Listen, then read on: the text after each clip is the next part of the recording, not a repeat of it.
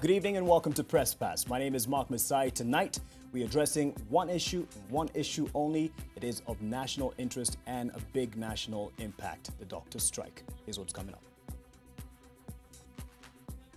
The sentence is hanging on your head. It will fall down on your head within 2 weeks if the strike is still on. And I think for that reason alone, the strike will continue. The industrial action by doctors now on its 43rd day, and they don't seem to be relenting despite the threat of sackings and arrests. And straight to my panelists tonight. Right next to me, I have Dr. George Gott. He is a council member with the Kenya Medical Practitioners, Pharmacists and Dentists Union and has been in the practice for years and has followed this journey of fighting for the rights of doctors since the genesis of it all, and he'll give us the history and the context as well. Next to him is a colleague, Dr. Elizabeth Ogaja. She is the Minister of Health for the county of Kisumu. Thank you for joining us. And next to her is our very own Eunice Kilonzo, who is on our health desk. A health reporter has been following this story since the doctors downed their tools on the 5th of December. Thank you for staying on for this discussion. And Macharia Gaitho, our independent journalist, and of course, a keen eye on all matters that affect the nation. And so right to it, it's the 43rd day since doctors downed their tools, and one of the latest developments on this industrial action is that on Thursday last week, the Employment and Labor Relations Court sentenced 6 officials of the doctors union to a 1-month suspended sentence. The Kenya Medical Practitioners, Pharmacists and Dentists Union officials, however, declined to call off the strike and also finalize negotiations in the next 2 weeks, as was ordered by the court. Brenda Wanga is among the journalists who have been following this story and filed this report to give us context. An all too familiar song now from the striking doctors, this time perhaps the emotions aroused by happenings in the Industrial and Labour Court. The union leaders were sentenced to serve 1 month suspended jail term for contempt of court, but that sentence was conditional. The sentence is hanging on your head. It will fall down on your head within 2 weeks if the strike is still on.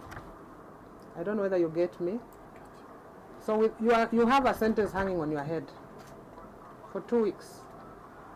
If the strike is still on, you'll be arrested wherever you are and be taken straight to Langata for the ladies and for the gentlemen to industrial area.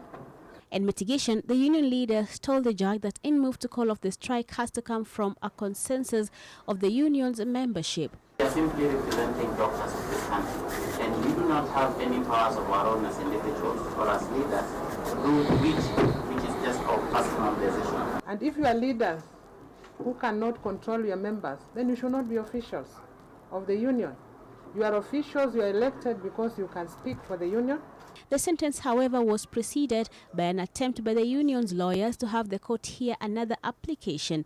However, the presiding judge was having none of it. But so long as you are dirty, your clients are dirty, they are stinking of sewage, they cannot come before this court and get any other orders. That is what it is. So contempt of court is like stench, a stench of sewage in the face of the court. That reference had doctors fired up and in defiance once again declared that they're sticking to their guns. No single human being on earth deserves to be called sewage. And for a judge of that caliber to call Dr. sewage shows the amount of disrespect that has been transferred on her. Contempt. That is contempt. That's disrespect. And I think for that reason alone, the strike will continue. The union has long maintained that the CBA's implementation will be the only solution to the health crisis. But today, the Labour Relations Court trashed the said CBA. There is no CBA. And let me speak for the Kenyans today to know that there is no CBA that you are talking about because this court has not registered any CBA. So I don't know which paper you are waving around saying that CBA. There is no amount of intimidation. Ours key. And for us, ours is very clear. Ours, tunataka hiyo CBA. Hiyo piece of paper, whatever they call no CBA, hiyo ndio tunataka. The government's most punitive move yet in this doctors' strike has been met with a definitive answer from the doctors' union, which makes the next 2 weeks watershed moments as the government and the union seek a way of ending this stalemate and getting the doctors back to their workstations. Brenda Wanga, NTV, Nairobi.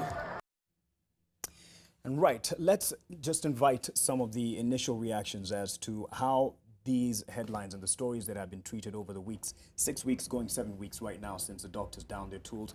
Dr. George, as you've seen the story play out and develop on various media platforms, what is your general feel on how it has been treated?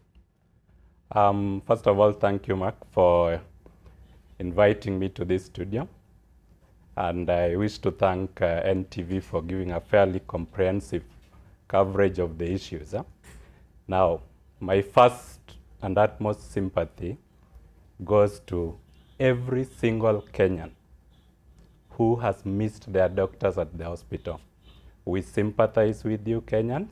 We know what you are going through because we are always with you through these difficult times.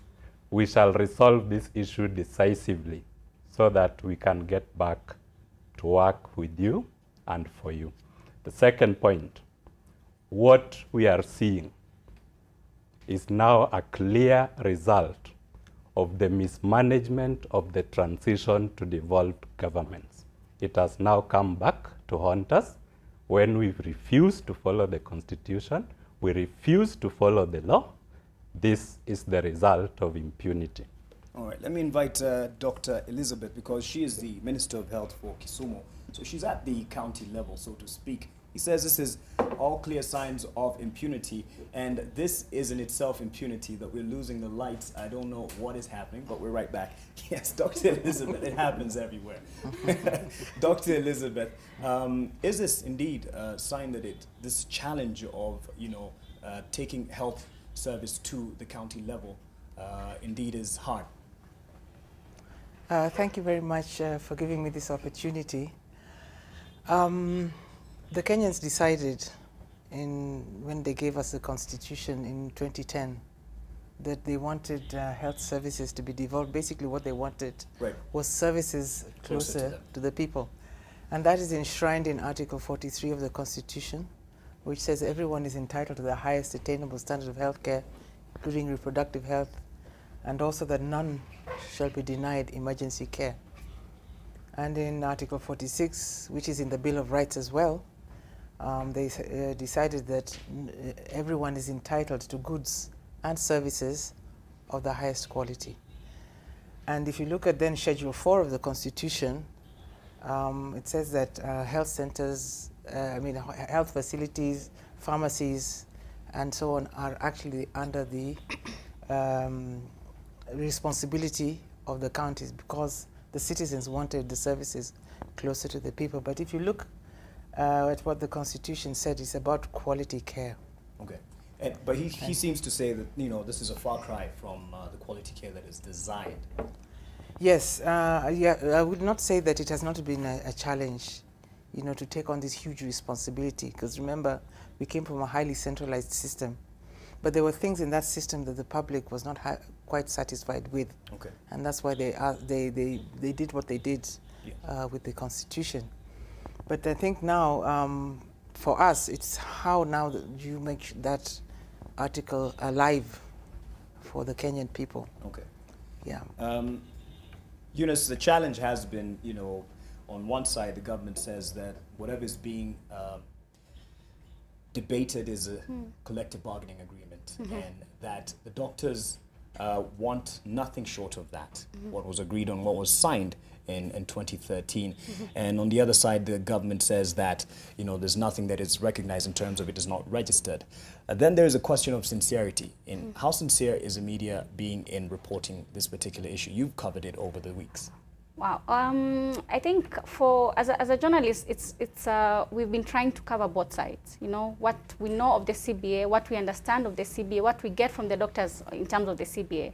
Of course, again, also speaking to the government and them saying, no, you see, this thing was not even taken to the court, it was not registered. So then you're being we're in the middle of presenting both sides, and then at the same time thinking of all these Kenyans who are not going to hospitals because they cannot get doctors. Yes, the nurses are working, the clinical officers are working, but then being in this position where you're presenting both sides, but there's that, you know, it's still lingering in your mind about all these people who are hoping beyond hope that these two parties will finally get to say, you know what, let's just agree to something.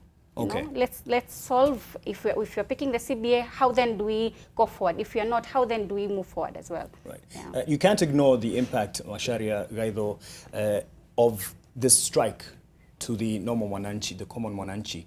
And it has been the criticism or the critique towards media especially of blaming doctors for what is happening. Normally you have a story that is, you know, attached to the strike saying, you know, someone loses a life because the doctor's on strike. Is this really a way of demonizing the doctors, or it's just reality as it is in telling the story? I'll come to that, but just an offside comment first. Yeah. Just before I came here, I provoked a conversation on Facebook with a comment regarding NGCS Charles Keter saying that Kenya has enough power. There's no need now to have more generating stations. Yes. And as we are starting off, I see the lights wanting to go off. So anyway, Demonstration. this is a multifaceted story. It is a labor story. It is an economic story. It is a health story.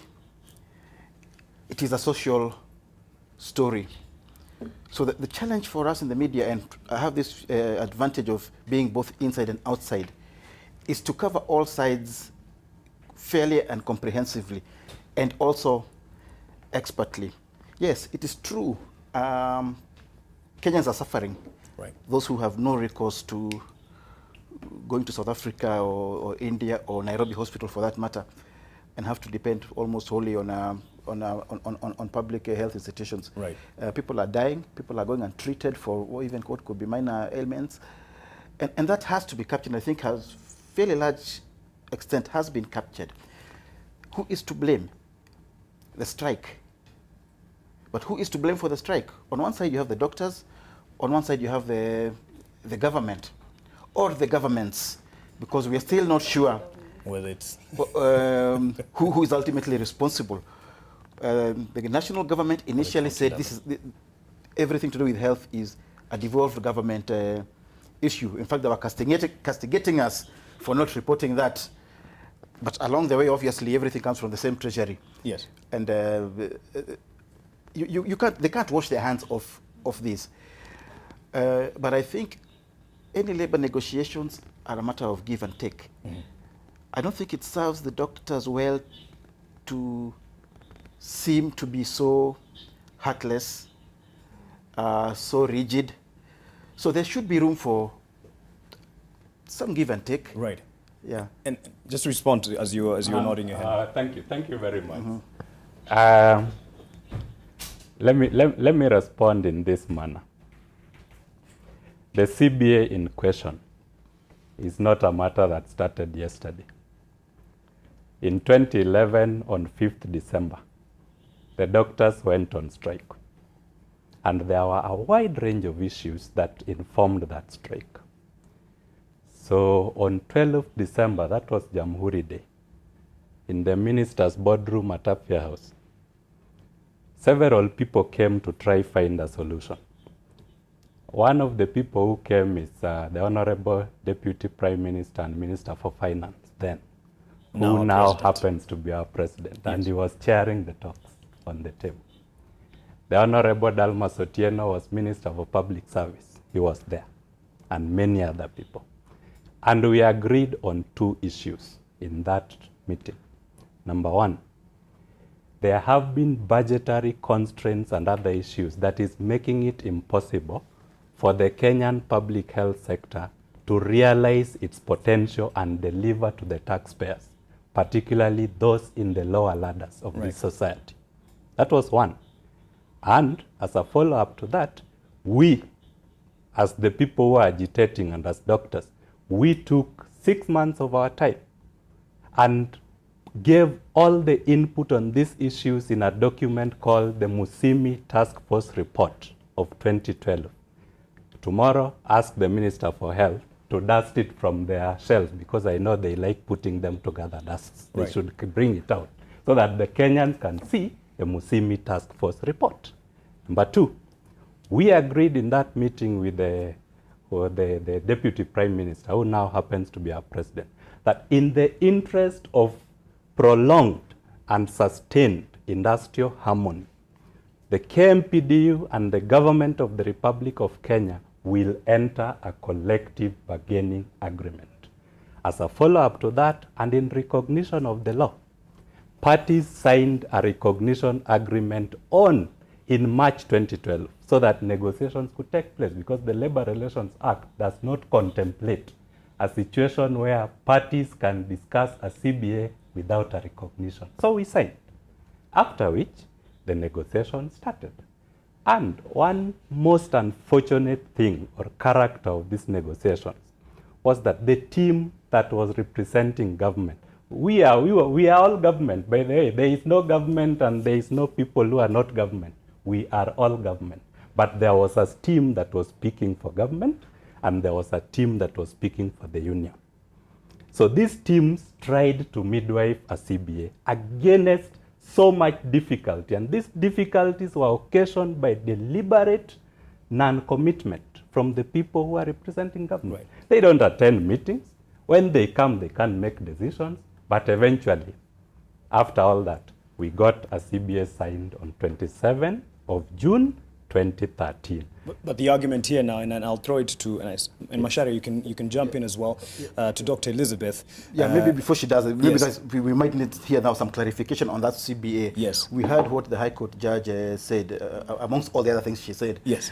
We heard what she said about the CBA and whether it exists or not, and whether it is registered.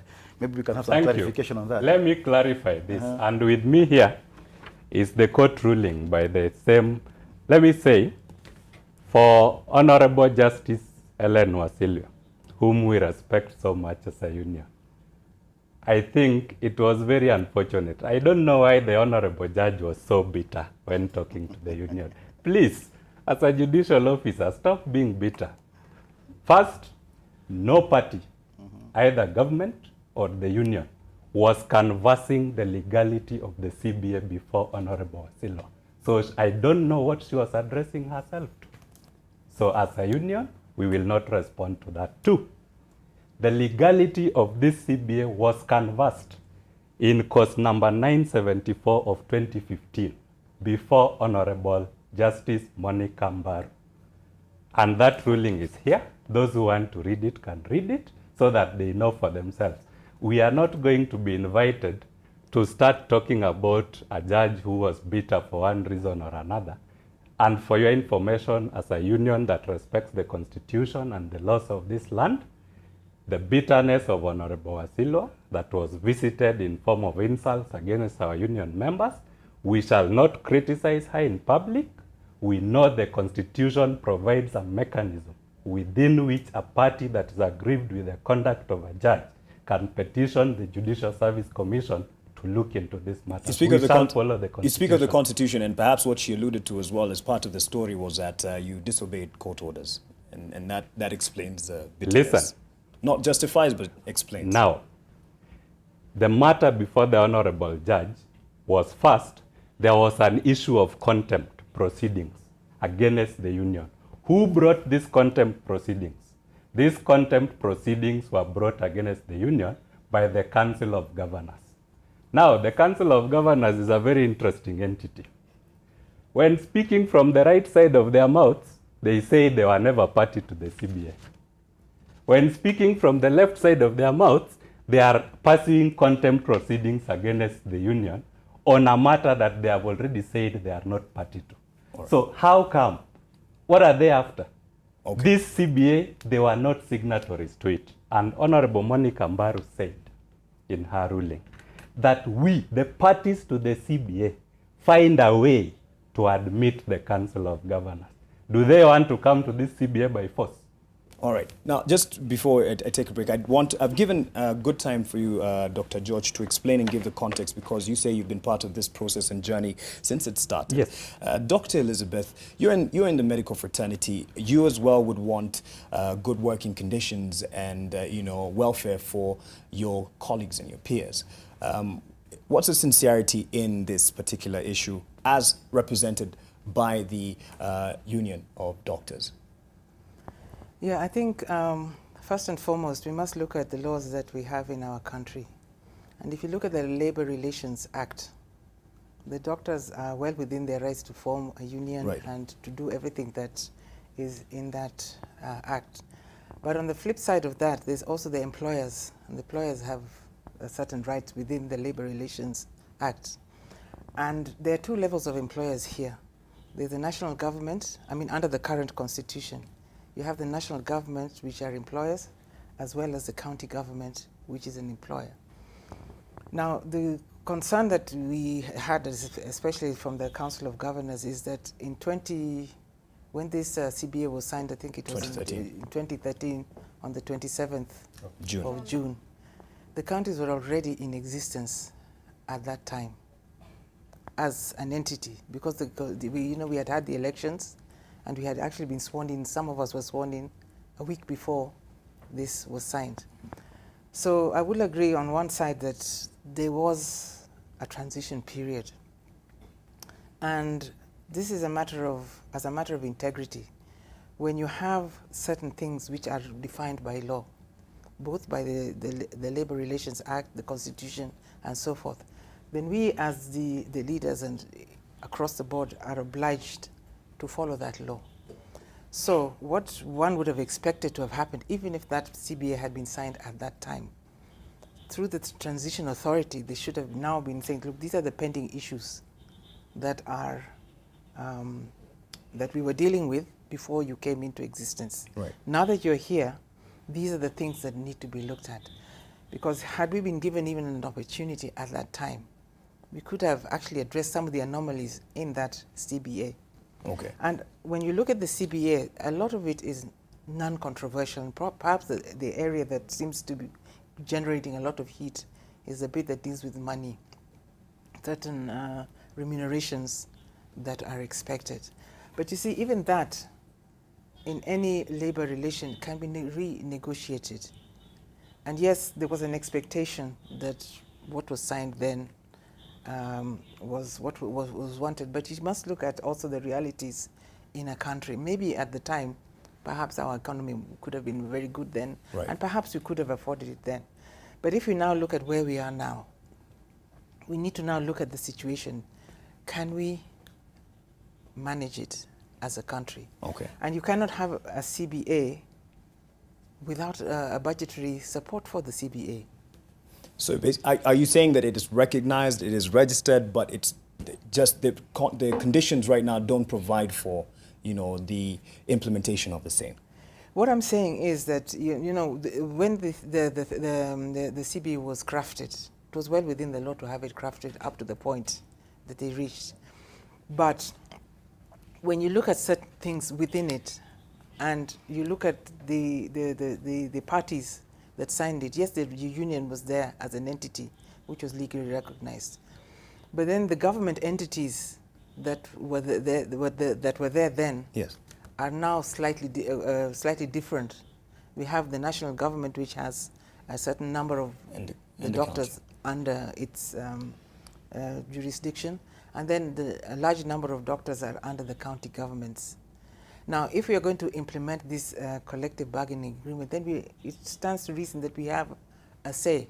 And there's nothing that is impossible for us to rediscuss, even if there are certain things within that CBA that certain people don't agree with.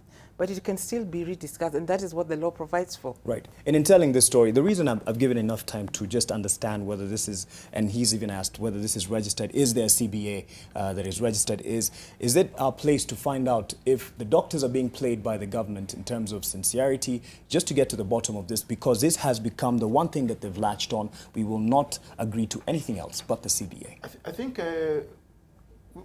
as a media, we've really done a very good job covering the social side of it, and even what you might call the medical side of it. Yes. The human suffering and the impact of that strike.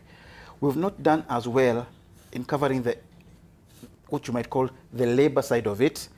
Does that CBA exist on it? Is it binding or not? what is the history of that. I don't think we've done a very good job there. Okay. And Justice Wasilo provided the perfect opportunity for a follow-up on that CBA. Right. But then I think it was now reported not as part of a bigger story, but simply as a court story. Right. And the guys covering the court story, they have their own way of how they cover things. So they do not see the bigger picture. Then the judge said this, the judge said this, the judge said this. All right. That matter, it still remains unclear. Right. So we do need to give more attention to covering the history of this thing, looking at it from the economic angle, the labor angle, and all that history of how that CBA was signed and how it can apply today. We need to crunch the numbers. What would that implementation cost, for instance? Yes. We need to crunch those numbers. We also need to go back to some basic things like we have seen the government has a tendency of signing CBAs when elections are coming. Right. And I remember one very clearly, the teacher strike of 1997, just before the elections. Kilonzo was the Minister for Education. Oh, they signed a wonderful CBA. And he admitted we had our backs against the wall, elections were coming. The new government comes into place and they say we can't effect it. Like you have another strike, you know. So these things are always happening. And putting it into and then we also see this disconnect between the national government and the county governments. They're busy blaming each other. And I think in that situation, everybody declaims responsibility. Right. Eunice, just before we take a break, I wanted to give a quick response to what he said in terms of addressing the labor and economic angle to this particular story. Yeah, I actually agree with what he says. We've tried, at least I have tried to bring in the history of the CBA, the issues that are being discussed and all that. But I agree, we need to do more. We need to go behind the CBA. I mean, because everything, as Dr. had said, has an economic implication to it. If they're asking, the doctors will tell you they're asking for about 8.1 billion for this implementation of this CBA. How do we even have that money? Okay. Because the government has said we can only get 4 billion, which is part of the 40% offer they've given to the doctors. And the doctors say, no, but we know of corruption. We know of all this money that is disappearing all over the place. Can't we then, you know, that's why even their call out, the chant is lipa kama tenda. So that for them it's, there's money, you're telling us there's no money. So we as a journalist, and I think it's something that we've been thinking about, we'll still do, telling the story behind the CBA, because it's just a piece of paper, as it is. Because nobody really understands. Because if you ask any Kenyan, they'll tell you, oh yeah, it's a CBA, we had this, but they do not understand what is the implication of us implementing the CBA. Why is the government not accepting to implement the CBA? So that's discussion. Just for an understanding of the stalemate and the situation really that we find ourselves in. Yeah. Well, we'll try see an attempt here that was made by one of my colleagues to kind of unpack the CBA, or at least what has been offered by the government and where we are at the moment when we come back after this break.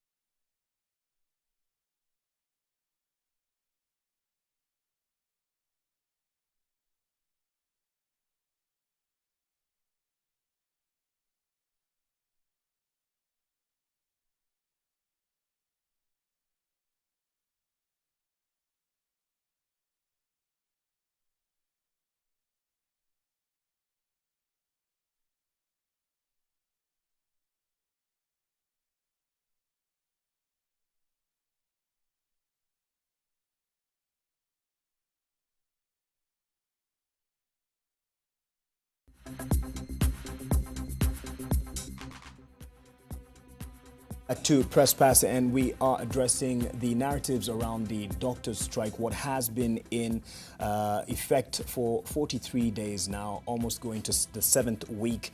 And just to look at one of the examples of a story that has been told in an attempt to understand what is on the table, at least from the government side, and what is being demanded by the doctors on their side. And in what has been the longest strike by doctors in Kenya, the government has maintained that the demands by the medical fraternity based on the 2013 CBA that we've been talking about here cannot be implemented as it is not registered. It has been a game of hardball, of course, even as the doctors rejected a 40% pay hike for doctors. Brenda Wanga filed this report. In the latest move to resolve the long-running doctor strike, the government has made public its offer to the striking doctors. CBA, which is under contention, because all those clauses we discussed with the union, and even when we were in Mombasa, we discussed at 7 o'clock to 9 o'clock, the general body of the CBA, and we agreed fully with what should be contained in a CBA. The point of departure, and it remains the point of departure, is the Appendix A, particularly the job grading and the structure of salary of the doctors, which I want to state clearly must be within the public service structure. For doctors is from job group L to job group T. They are public servants. The offer, which was rejected by the doctors' union, could have seen the doctors' pay package rise by 40%. The doctors have held out for the pay recommendations contained in the CBA of 2013, which the industrial court yesterday said was not a legal document. That CBA pay structure would see the lowest paid intern enter the profession at job group L at a minimum salary of $325,000 and a maximum pay of $342,000, while the senior most specialist doctor at job group T would earn $825,000 as a minimum salary and a maximum of $964,000. The government has instead offered the lowest paid intern at the same job group of L a starting salary of 196,000 shillings minimum and a maximum pay of 208,000 shillings. A specialist at job group T would enter the service at a salary of 472,000 shillings minimum, while a seasoned doctor will take home a maximum salary of 582,000 shillings.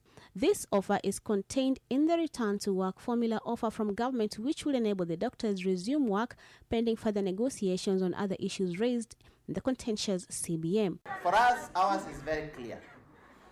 Ours tunataka hiyo CBA. Hiyo piece of paper, whatever they call no CBA, hiyo ndio tunataka. Public servants, they are civil servants, and they are governed by the Public Service Commission, the rules and regulations, and the SRC advice. Therefore, we cannot negotiate pay structures which do not conform with the SRC recommendation. It is an offer that KOTU Secretary General Francis Atwoli advises the doctors to take. Atwoli says KOTU has been in support of the strike and the resultant negotiations, but asks the doctors to adopt the internationally recognized tenets of industrial negotiations. The negotiations are based on two elements. You negotiate in good faith and total trust. Secondly, on give and take basis. The government's offer, according to Atwoli, is the best option available on the table right now for both the parties involved in the industrial and labor dispute. They have done a good job. I agree with them. They have pushed the employer to the wall, and the employer has given in. The employer is saying, I give you 40%. Before you start negotiating, you go back on duty. And then after that, we enter into collective bargaining. If they have capacity, if they don't have capacity, they can come to court. We'll give them experts. Atwoli's sentiments are shared by the Catholic bishops of Kenya. In a statement, the Catholic bishops are appealing to the doctors to resume essential medical duties even on a limited capacity. The bishops are also calling for an end to the chest thumping and grandstanding exhibited by both the doctors and the governments, both at national and county level. Indeed, the bishops have offered to mediate in the talks between the government and the doctors. In the meantime, as the elusive solution is sought, the government now says it is directing medical resources like medicine to faith-based institutions that continue to serve the public as it seeks ways to ensure that the doctors who are still reporting to duty, which the government says number about 500, are facilitated to provide services to the patients. Brenda Wanga, NTV. But in terms of how this has been broken down in the mainstream media, this was just, if you can get a screenshot of what I'm looking at here, a public announcement from KMPDU, and of course they had broken it down in terms of the history, a brief history of this, and this was in the dailies over the weekend, and the various agreed content of this particular CBA. And someone might say we haven't broken it down, but maybe this serves as one of the examples. And it looks at, the doctors' rights, issues of understaffing, issues of health insurance, medical, dental, eye care for the doctors, workmen's compensation, equipment of the various health facilities around the country. And this is why, when you see such a story that has just aired, and it has aired across the board, it normally ends up being about the take-home for the doctors. Okay, thank you, Mark. I'll address a few issues. Number one, legality of the CBA on account of it not being registered. Let it be known to every Kenyan that Section 60, subsection 1, 2, 3, 4, up to about 6 of the Labor Relations Act of 2007, and I'll say specifically Section 60, subsection 2, requires that an employer who signs a CBA document delivers it to the industrial court for registration within 14 days. So if registration is the illegality, then the person who signed it, the employer, is the one who is exercising impunity by not following the law. We should now be asking the public, if your government can sign a document within the confines of the law and does not meet its legal obligation to deposit it in court for registration, why are the victims being accused of the illegality? It was not the responsibility of KMPDU to deliver the CBA for registration. Isn't this an issue you could have canvassed in court? Now, we canvassed this issue in court. And when we moved to court, let me just take you through so that we reach the court. So they didn't register it, obviously, in disrespect to the rule of law. So number one point, your government does not respect the rule of law. So number two, despite that, as a responsible union, we kept engaging SRC on our own. We also kept engaging Ministry of Health severally. We kept engaging Council of Governors. And on 27th November 2014, a meeting took place convened by the SRC at Laiko Regency Hotel. We have the minutes. And the only agenda on the table was the CBA document. The Council of Governors was represented, Treasury was there, Attorney General was there, SRC convened the meeting, Public Service Commission was there, and the consensus was this, Mr. Macharia, that within 28 days, the various government agencies will consult and agree so that they can clear the CBA for registration. 28 days came and went. In June 2015, the union moved to court, and we only pleaded that on account of them disrespecting the law by not presenting the CBA for registration, and on account of them not respecting the multi-party agreement that we had in Laiko Regency, so that government can finish consulting, and realizing that this CBA holds a lot to our members, we pleaded with the court to disregard the role of these other parties and register the CBA. But the court advised, and it gave 3 pieces of advice that Kenyans need to know.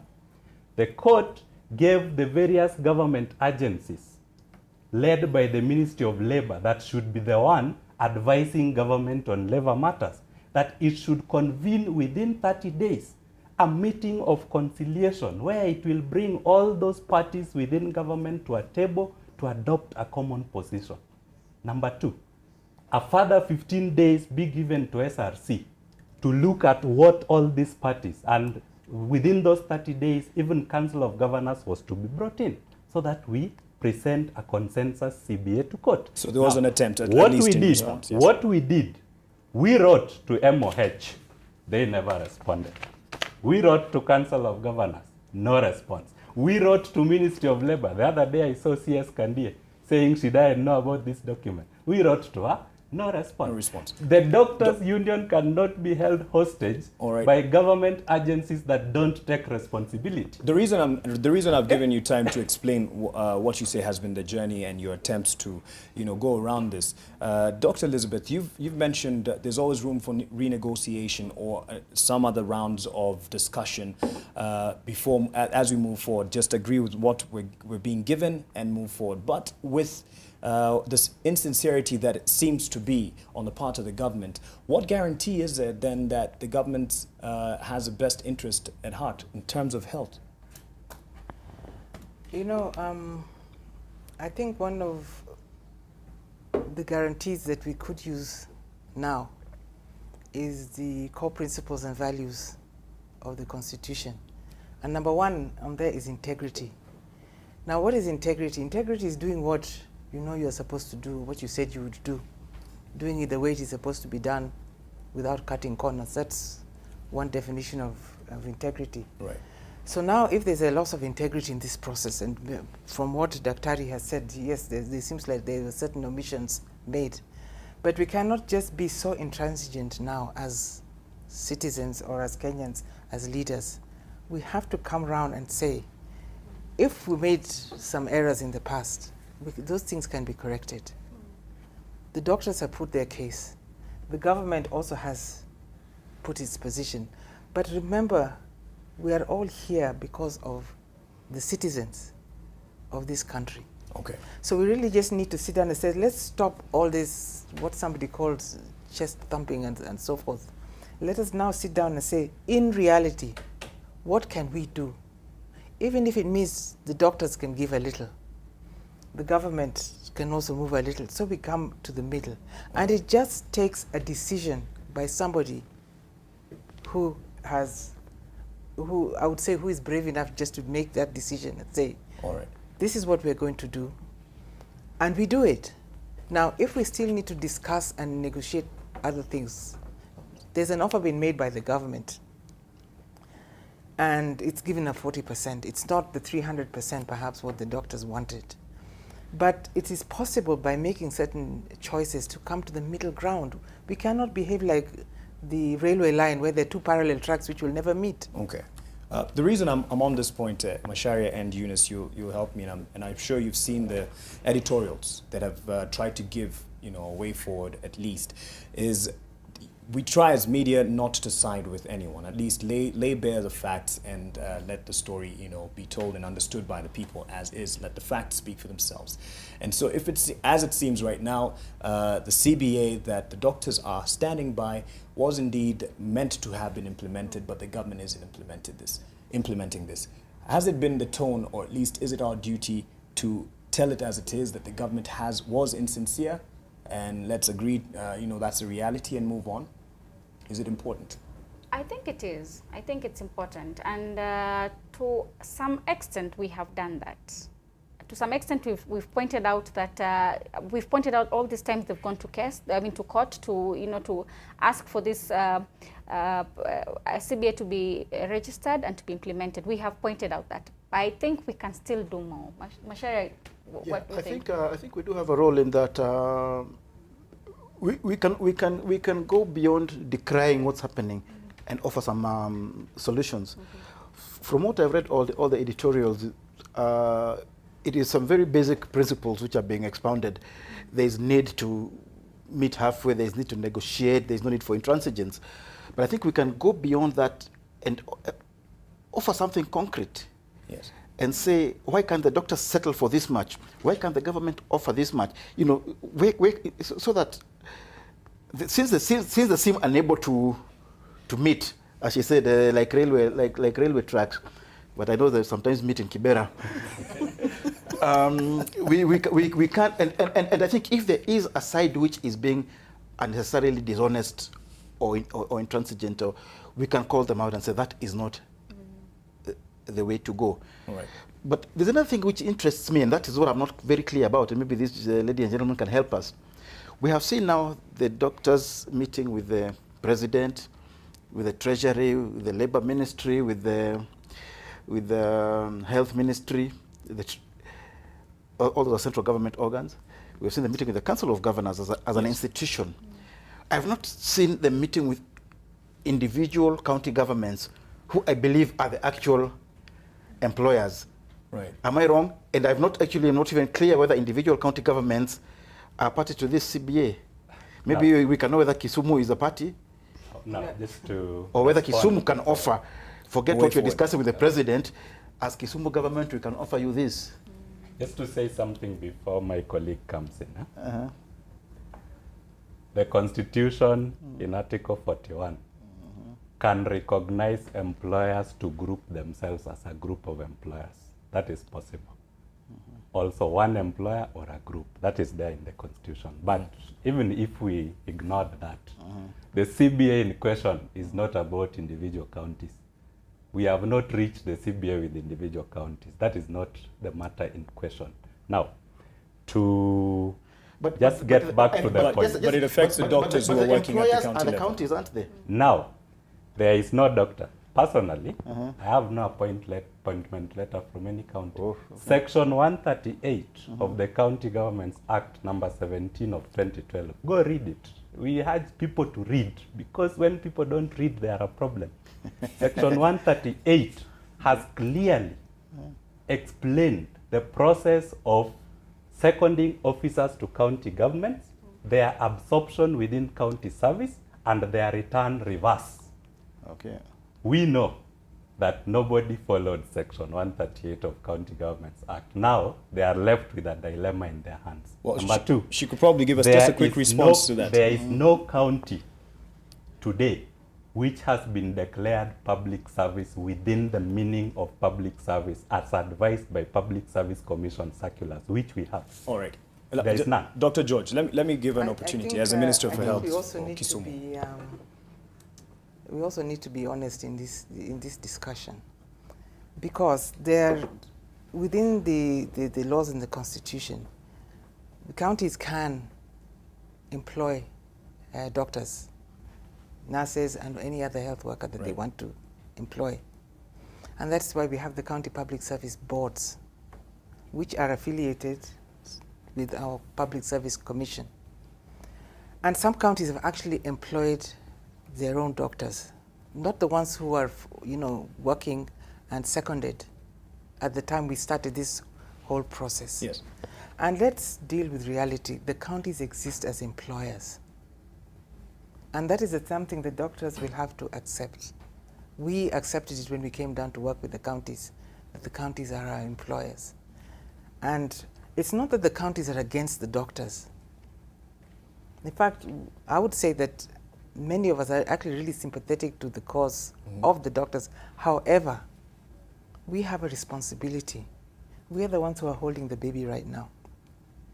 Yes, the doctors are fighting for their rights, and they're within their rights to do that. But we are the ones to whom the public will come and say, what are you going to do for me? Yes, the doctors are on strike and they're trying to sort out their labor issues, but I'm sick, I need care now. And that's one of the things that we've also had to do is, yes, the discussion is still going on, but we have to find some ways of taking care of the public who are still with us within the counties. And that is our constitutional role. Okay. We cannot leave them. All right. I just want to really get to the unpacking of this, because you've said it's not about the money. Some of the other important issues that Kenyans perhaps need to be more aware of in terms of this, the beneficial factors or elements of this CBA being effected to them. Now, to Wanjiko, you know Kenyans, we call them Wanjiko. Yes.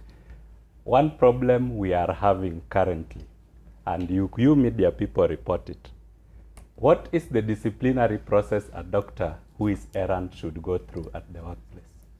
We have seen MCS walking in, slapping doctors, slapping health workers. We must put an end to that.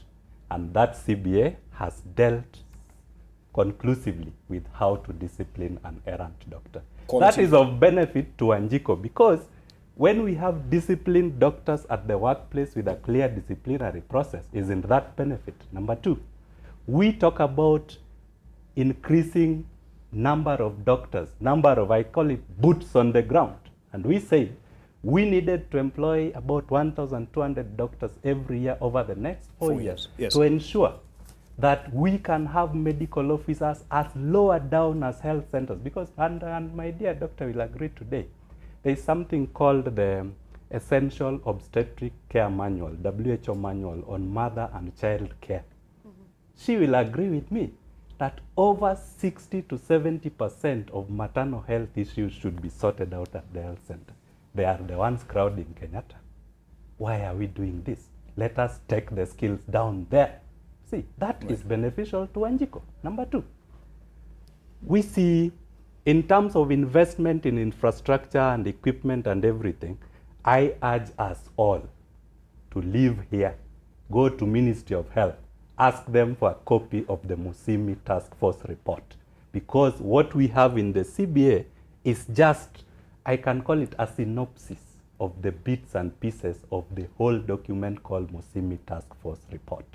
But the CBA in its whole meaning is supposed to now address the human resource element. Now, the final point before I leave so that someone can talk.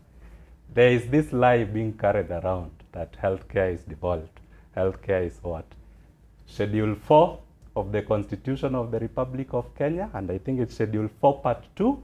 Healthcare is a shared function. Let nobody lie here that healthcare is devolved. It is a shared function. A shared function means that there are some functions that are with the national government and there are some with the county governments. Now, let's speak foreign affairs. That is an exclusively national government function. So let's debunk the myth that healthcare is devolved. We wash our hands, we do what? Healthcare is a shared function, and tomorrow I would like to see the CS Health, the Chair Council of Governors and their technical teams meet the doctors and address themselves strictly to the CBA. Those offers you are seeing in the press, even us, we are seeing them on the press. Nobody has come to any negotiation since 11th November 2016 and attempted to address themselves to the CBA. And as doctors, we will not go there on a safari. If you want to meet us to talk CBA, we shall come and we shall participate. So are you saying you will talk nothing but implementing the CBA? We shall talk, we shall address ourselves to the issues that the court isolated that needed meetings. Okay. We are not coming there to start sitting and listening to merry-go-round. That is not our The offer that was made earlier this year by the president, Yes. what has been known to be the 40% pay Yes. hike, does it have anything of benefit to the Mwananchi? Now, we had it in the press because on the negotiation table where we should address the CBA, I've not seen that offer. You are reporting it. Are you saying you just met for a cup of tea? I was not in the meeting. Okay, those but who were there, you were represented. Those who met there said in their report that when they went there, nobody wanted to address themselves to the CBA. So as far as we are concerned as a union, if you meet us and you don't address yourself to the CBA, we are not going to listen. Right. So it was reduced to the numbers basically of payment. Whatever it is. Yes, but Doctor, what do you have to respond to this in terms of You see, then the first attention or the first detail that they're looking for is just pay the doctors, well, whereas they're also fighting for their environment and working conditions. yes, but I think that we should not pretend that nothing is happening until the CBA is effected. Right.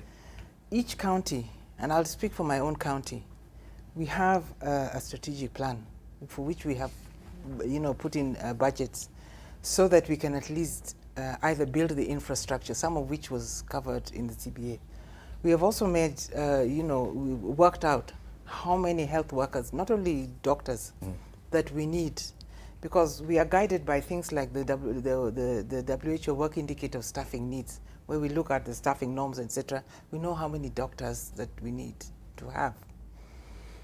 But the thing that constrains us some of the time, if you look at the counties getting only 15% of the total the total budget that the revenue that the country has, and then sharing that within the 47, I get, as Kisumu County, I get 2.3 billion shillings in my budget. 1.3 billion is just personal emoluments. These are the salaries we pay the current doctors at the current rate.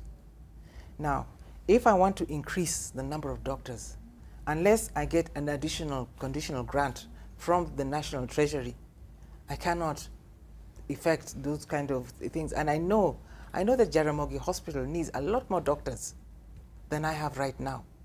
So it doesn't even need to be in a CBA for me to that is something I know as a minister for health, and my counterparts know. We need to do something about HR. And even as we started our work, HR was one of the top agendas of what we discussed. We know we need the numbers, we know we need to improve the capacity, we know we need to train the doctors, especially balancing the specializations that the doctor personally wants to follow with the needs that the county needs. We know that we need more drugs, we know we need more equipment. If I talk of Kisumu County Hospital, for example, last year the Board of Management and the doctor in charge gave us as a strategic plan to change from that barracks. If you look at Kisumu County, it's actually the British barracks that used to be there in the colonial days. And they have told us they want to build a state-of-the-art, modern 21st century hospital, which will cost something 6 or 7 billion. Now, with that strategic plan, now I have to look for the money. The money will not come from the national government. I have to do things like, or look for private-public partnerships that can bring in that kind of money. Right. And this is what we're doing. So you don't really need a CBA to tell you that. Okay. There's something you're bringing up, and it's something about the CBA, which seems to be the only way forward, at least from what is being told by the leadership of the union, the doctors' union. Is there a way forward besides the CBA and in telling this particular story, just, you know, improving the condition for the doctors and also for the Mwananchi? To the last leg, we'll be talking about that after this break. Welcome back to Presspass, the last leg here, and as we have been talking about the CBA, or at least trying to unpack it, it has appeared in public announcements, at least on the press and mainstream media, but perhaps that's not enough to get to the person at the ground level who is probably reducing it to a point of, hey, you're getting 40% pay rise. If I was to get that, I would actually just, you know, get back to work and help the nation. Sometimes it has been reduced to a moral issue, where, you know, it is being asked, where's the heart in these doctors? At least address yourself to that, first of all, as we get to whether there's something else besides the CBA that can give us a solution. One of the things that has been widely talked about is the Hippocratic Oath. Yes. And first of all, the Hippocratic Oath only binds me as a doctor to a patient who is before me. But two, contextually, historically, the Hippocratic Oath was promulgated in those days when doctors used to visit patients' homes. And when they left those homes, the patients knew that doctor needs something to take home, so they actually put things on their back. They walked with bags.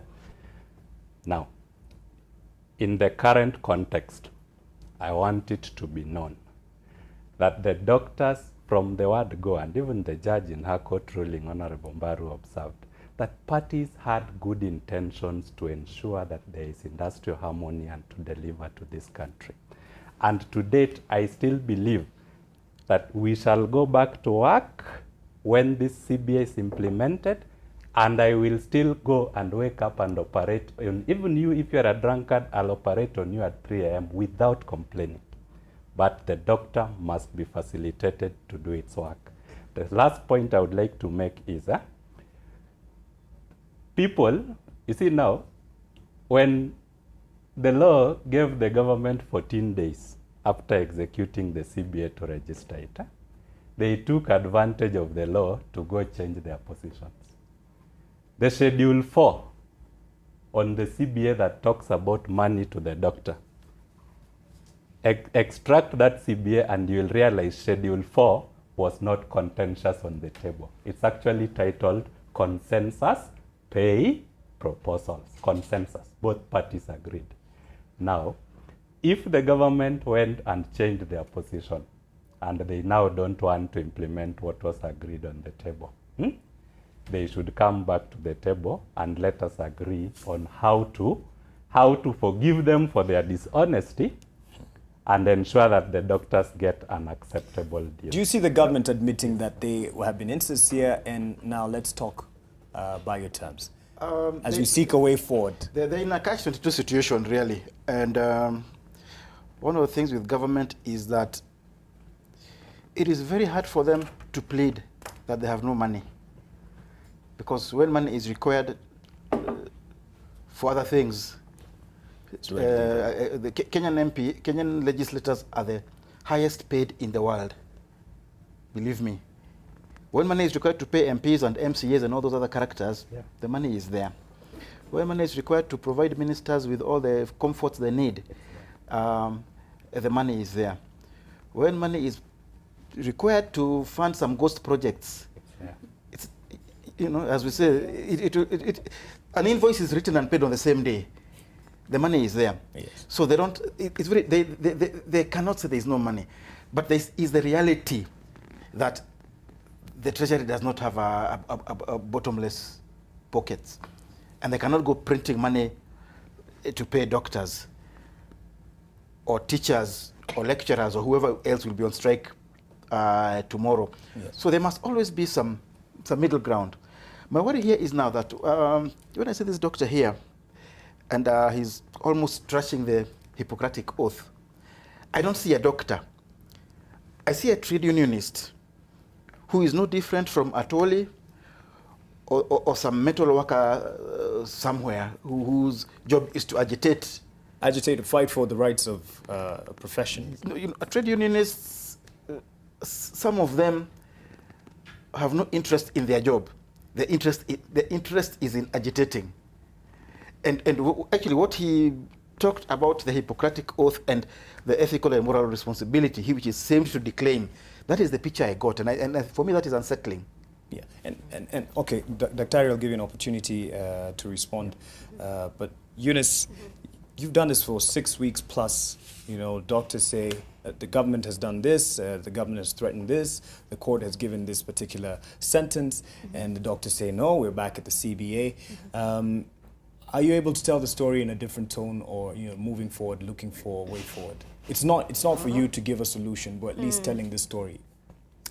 I think for me, it's just going back to the real issues, because again, if you look at what the CBA is asking for, it's asking for a better working condition, 40 hours per week. It's asking for 1,200 doctors at least every year. It's asking for research money. It's asking for training. It's asking for all these really, really good things that eventually will trickle down to Kenyans. But then at the same time, but those are not in contention. Yes. Maybe the timelines might be. Yes. I think the contention is the money. As well as the money. Yeah. And what the doctors are asking for is between 70 to about 180% increase from the medical intern all the way to the specialist. I mean, looking at what these guys are asking for and looking at the services as it is in public facilities, if there's any solution that is going to be offered, be it the CBA, most likely most Kenyans would say, please bring us a solution. But then looking again on the other side at how it's all panning out, it's 43 days. 43 days, a whole 5 weeks, that's that 5, and then, I mean, do the maths. Going 6, going 7 actually. It's really, really unsettling even for me to As keep writing. To keep writing about the strike every single day. And Mikey, we've not stopped at any single, we've been writing about it since it began, actually before it began, on the 4th of December, all the way until now. And we have patients, people we'll be speaking to, we've been talking to from Kenyatta who've been going for cancer treatment, and they're telling Eunice, when are they going to come back? Because we need to get treatment. This is chemo.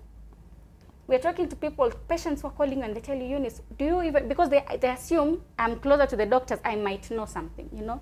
I'm maybe closer to I might know something. It's really, really unsettling. I don't know how this will sound to the doctors, because for them, they're insisting on the CBA, but at the end of the day, we need to ask ourselves, to what extent, you know? To what extent? And it's good that Dr. talked about that there's room for renegotiations. I actually would want to run with that there's hope for renegotiation. I hope that they would listen, both sides would listen and step aside from the grandstanding and just think about not just the Kenyan eventually, but also the doctors, so that we all get to the mid, we get everybody a piece of something, I think. Yeah. Doctor. You know, I think the time has come in this country when we maybe need to really think outside the box about how we remunerate our health workers, the doctors. Because if you just look at the average civil servant, they will work one shift, 8 to 5. But the doctor is the kind of person who can, we have 3 shifts, we have to be on duty 24/7.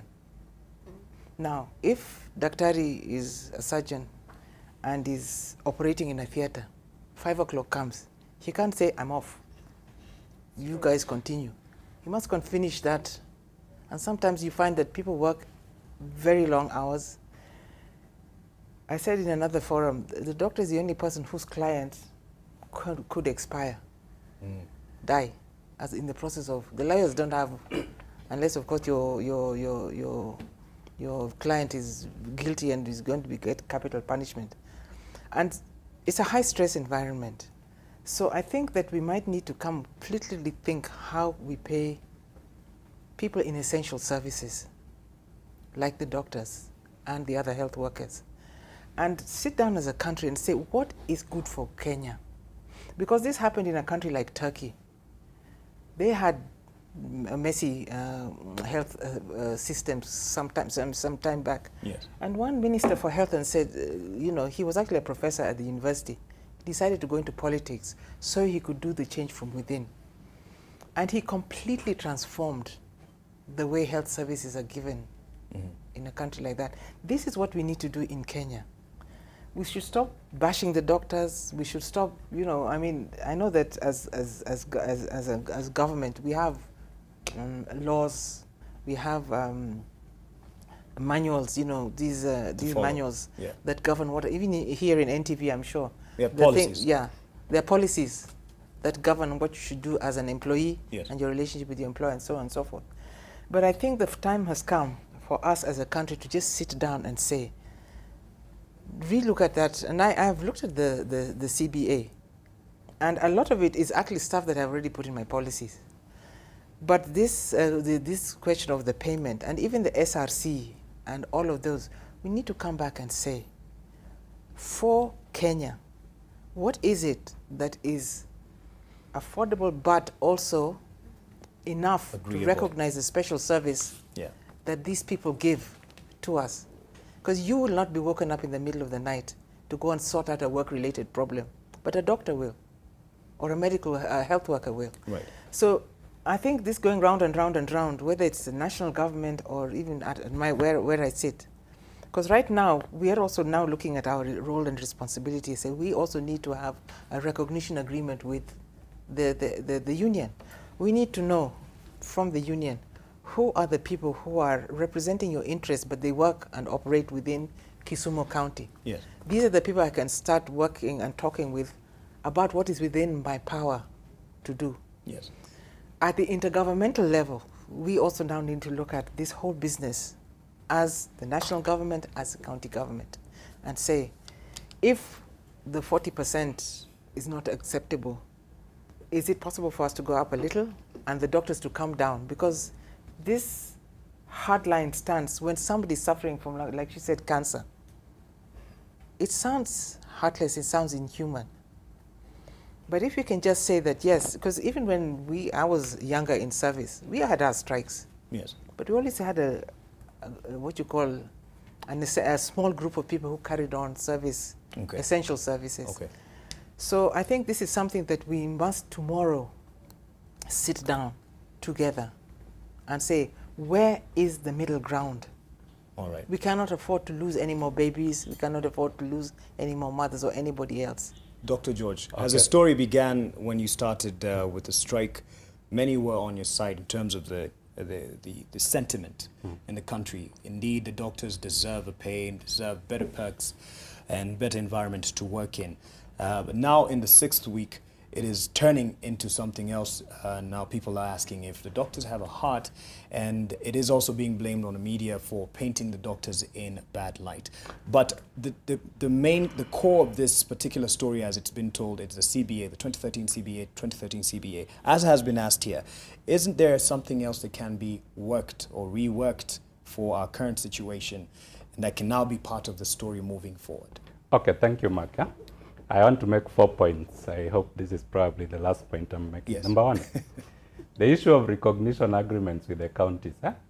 I'm actually surprised that my senior colleague is not aware that the union actually gave draft recognition agreements to the Council of Governors in January 2015.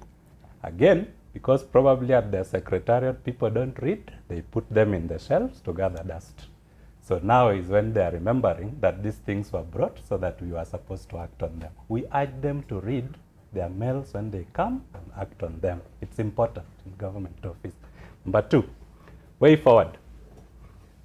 The doctors are not as hard as people would want to believe.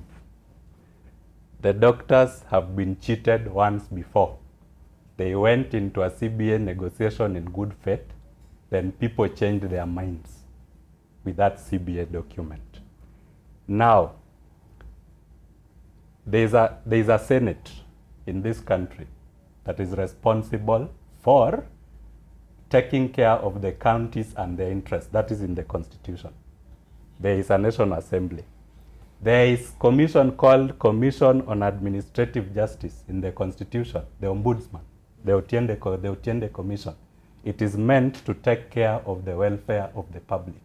I want to ask Honorable Senior Counsel Otiende Amolo, the poor Kenyans who are not getting services. I think he has resigned. He has resigned because he's seeking office. The poor Kenyans who are not getting services because there is dishonesty on the part of government to the doctors also deserve to come to the Ombudsman, and the Ombudsman should help them get a solution. I would think that if the Senate or CAJ opted to mediate and come in and look at all the parties, I don't think the doctors will. The doctors want a guarantor. The doctors are not going to walk into another CBA in 60 to 90 days that the party that is meant to register will again renege. No. Right. Somebody who is a mediator, and my mediators, as per the Constitution, I would recognize the Senate Committee on Health. We recognize it as being the champion of the welfare of the counties on matters health. All right. We recognize the Commission on Administrative Justice as a constitutional commission that is meant to look into the interest of those people whom the officialdom and government are likely to ignore. Finally, the second last point, the court order and the contempt.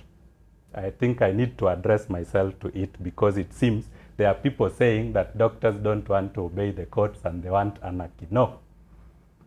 We believe that the injunction sought by the county governments a day before the strike was meant to start was in bad faith, and we have appealed it in the Court of Appeal on 19th of this month before we appear before Honorable Justice Wasilwa on 26th. We shall canvass the issue of the manner in which that injunction was obtained. Because we believe, under Article 41 of the Kenyan Constitution, there can be no illegal strike in a situation where an adequate notice has been served, because striking is a right. All right. So once you provide a notice, there can be no illegal strike. We shall canvass that in the Court of Appeal. The last point? Last point, Hippocratic oath. I see my senior Macharia doubting my commitment. I have worked in Bungoma. Even those who are watching this TV will tell you that I'm the kind of doctor who, if you are called, our SOP for responding to emergency calls has always been 10 minutes. Within 10 minutes of receiving a call, I have always appeared without fail to attend to my patients, and I will do it until I die. But that does not mean people should try to make doctors guilty when the doctors also ask for other parties to meet their side of the bargain. All right. Thank you very much, Dr. George. Bwana Macharia, I'll give you the last comment here. She's spoken passionately about her feelings, as she tells this story. It indeed gets to you. You can't quite, separate yourself as a human as you tell this particular story. Should the media take a stance of wait and see who will do what, who will say what, or what can you recommend moving forward? I think the media can try to play a mediation role as well, in terms of offering a platform for discussion and also offering specific suggestions on how to get out of this, I don't know what to call it, out of this fix. Because there should be a way, and I think there should be a way for everybody to step back a bit and say, okay, let's talk. As simple as that, let's talk. Where can we meet? Mm-hmm. And I do not think that should be difficult unless a party just wants to be difficult. The other thing I can say is, and this is something I've written in the past, that the cure for our social systems, I was specifically referring to health and education, is when there will be a requirement that senior public officers, I'm talking about PSs, cabinet secretaries, and the like, are forced to use public facilities, to take their children to public schools, and to seek medical treatment for themselves and their families only in public institutions. Because they may not feel what the rest of us feel, because a guy gets a cold or a bruise on his nose, he flies to South Africa or London or wherever. Every day we are spending money taking people to India, because at least the healthcare there is a high quality and affordable. Here we have public health systems that don't function as they should, let's be honest. We have private health systems that don't function as they should. And maybe that is part of the problem, because the Cabinet Secretary for Health came from Nairobi Hospital. A friend of mine whose father died in Nairobi Hospital described the place not as a hospital. He said it is a billing system.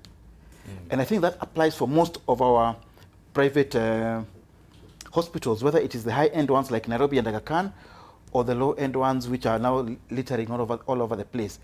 We do have, I think, to find a way where we can get quality, affordable care, private health care. That will ease the burden on the public facilities, yes, and also set up a challenge for how the public services can improve their services. Well, perhaps some of the narratives that can inform our story moving forward. Thank you very much, Macharia Gaitho. Thank you, Eunice Kilonzo, for taking time and following this story. We'll be looking out for the story that you put in place tomorrow. And thank you, Dr. Elizabeth, also for your time and perspective from the county level, and also some of the alternatives that we can look forward to. Also, you've given us some of the mediation, institutions that you can be willing to look into. And I'm sure someone is watching and they are listening. Thank you for your perspective as well, at least representing the doctors who have been on strike for the last several weeks. Thank you for watching, and thank you to the team that has made this possible. My name is Masai. We do this again next week, God willing. Good night.